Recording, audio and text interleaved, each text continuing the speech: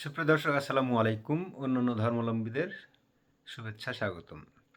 সুপ্রিয় দর্শক, আজকে যে বিষয়টি নিয়ে কথা বলবো, বহুল আলোচিত 21শে আগস্ট গ্রেনেড হামলা মামলার রায় বাতিল। আপনারা ইতিমধ্যেই সবাই জেনে গেছেন, বিভিন্ন পত্রপত্রিকা, মিডিয়া সবাই কভার করেছে এই রায়টি বাতিলকে কেন্দ্র করে। আসলে 21শে আগস্ট যে গ্রেনেড হামলা হয়েছিল, এখানে যে আওয়ামী লীগের নেতাকর্মী সহ সবাই যে অনেকেই যে প্রাণ হারিয়েছিলেন এবং অনেকেই যে আহত হয়েছিলেন, এই ইস্যুটা এবং এই বিষয়টা সে সময় ছিল হচ্ছে বিএনপির শাসনামল।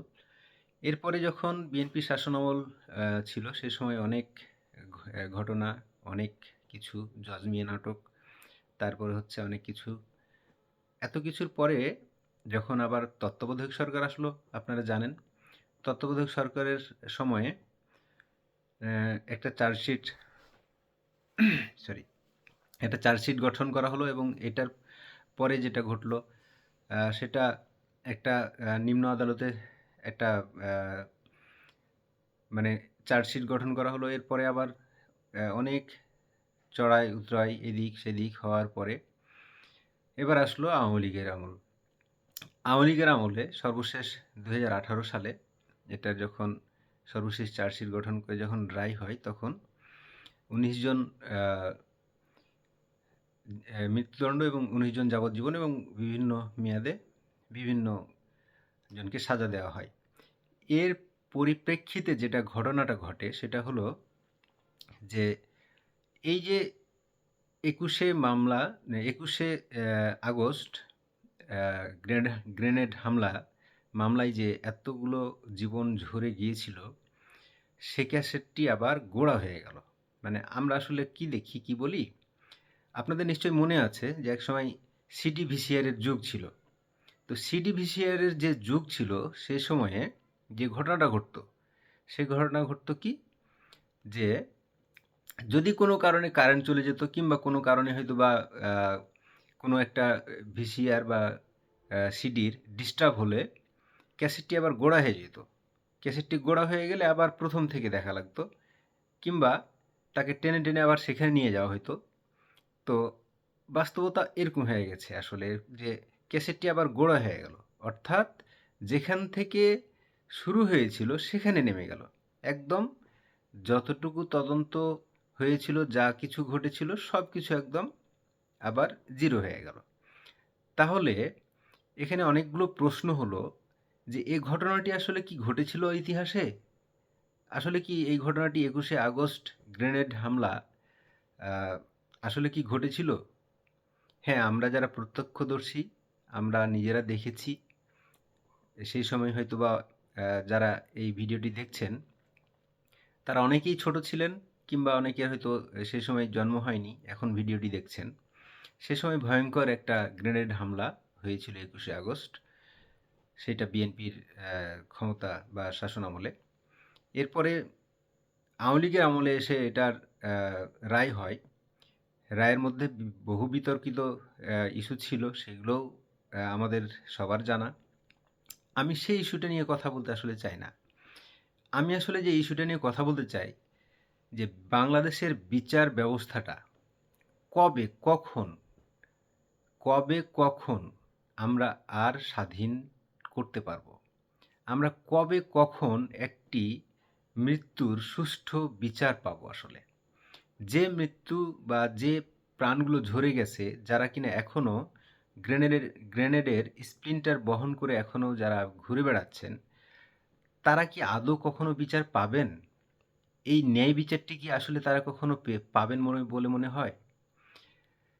এটা যদি কখনো পান, আমাদের জীবদ্দশায় আমরা আসলে কি দেখে যেতে পারবো সঠিক রায়?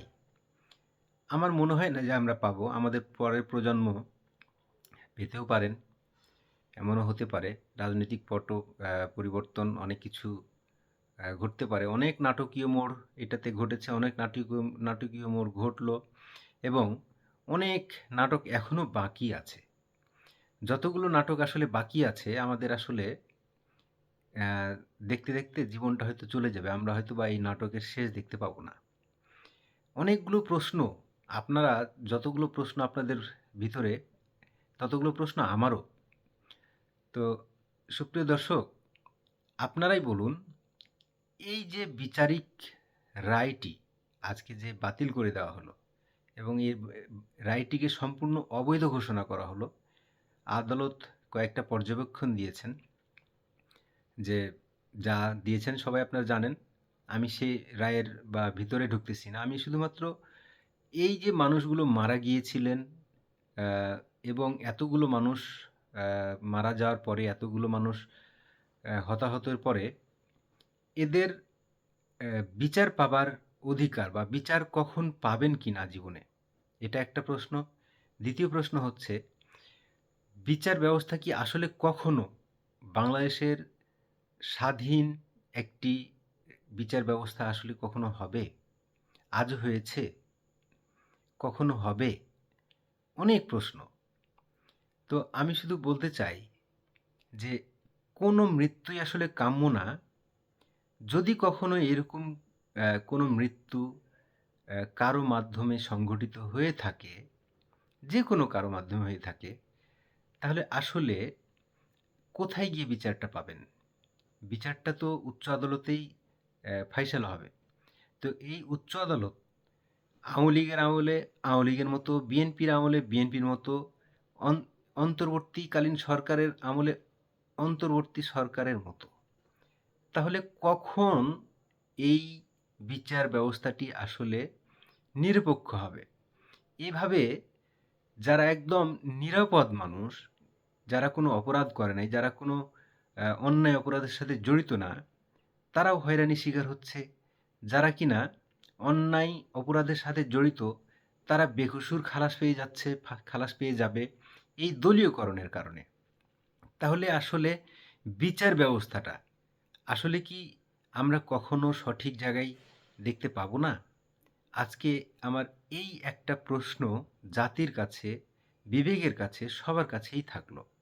আর কিছু বলার নাই আজকের এই রায়টি নিয়ে। আপনারা ভালো থাকবেন। অন্য কোনো ভিডিওতে দেখা হবে। আল্লাহ হাফেজ।